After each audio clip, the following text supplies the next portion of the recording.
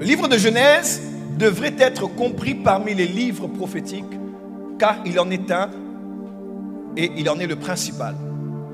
En termes théologiques, lorsqu'on parle de livres prophétiques, on ne parle pas des grands prophètes ou des petits prophètes. Quand on parle des livres prophétiques, on parle notamment des livres apocalyptiques, c'est-à-dire les livres qui ont un lien spécifique avec les événements du temps de la fin. Nous avons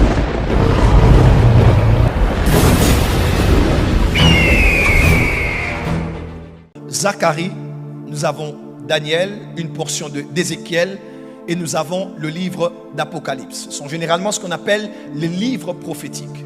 Des livres remplis de signes, de symboles, de chiffres, de couleurs, d'images qui portent en eux le message de ce que représentent les réalités du temps de la fin.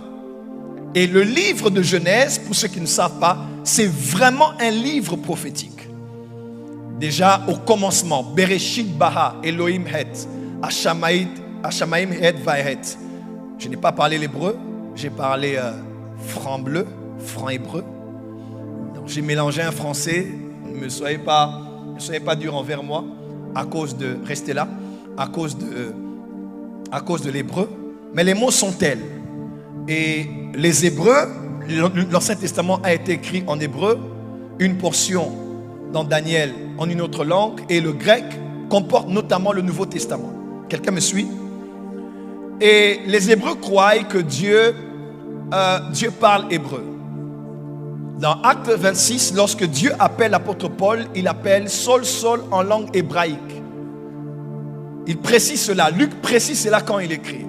Et il croit, les Juifs, que Dieu, du haut des cieux, parle hébreu. Il paraît même que c'était la langue.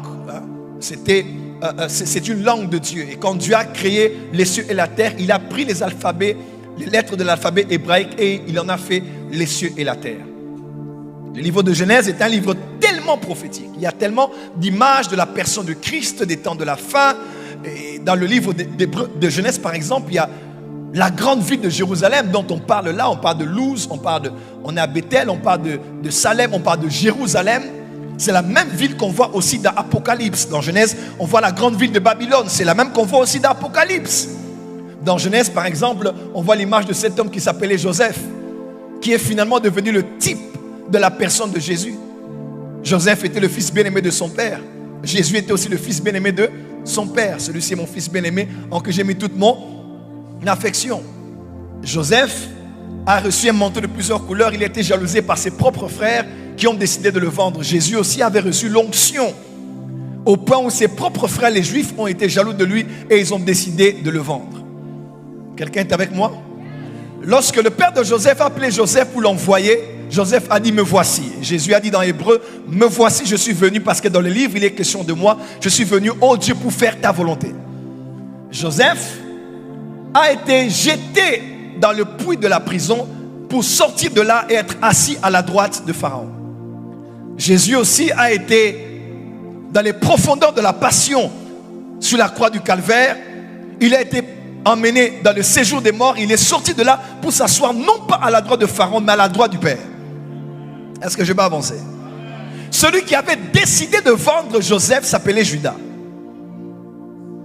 C'est son frère Judas qui avait pris l'initiative de dire qu'on ne le tue pas, mais qu'on le vende. De la même manière, Jésus, parmi les 12, celui qui a décidé qu'on le vende s'appelait Judas. Joseph a commencé son ministère chez Pharaon à l'âge de 30 ans. Yes, sir. Et Jésus a commencé son ministère en Israël à l'âge de 30 ans. Lorsque Joseph était dans le temps de sa douleur, il avait 2 hommes. Yeah. Avant sa libération, ils sont tous les 2 sortis, l'un pour la mort, l'autre pour la vie. De la même manière que Jésus à la croix du Calvaire aussi. Est-ce que je peux avancer? El professeur avance. Avait 2 hommes à ses côtés.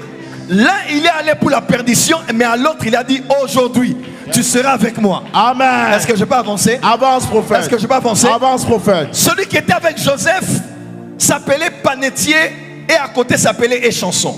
Les chansons, c'est celui qui sert le vin au roi, et le panétier, c'est celui qui sert le pain au roi. Yes. Dis avec moi: le pain et le vin. Le pain et le vin. Dis la Sainte Seine. La Sainte Seine.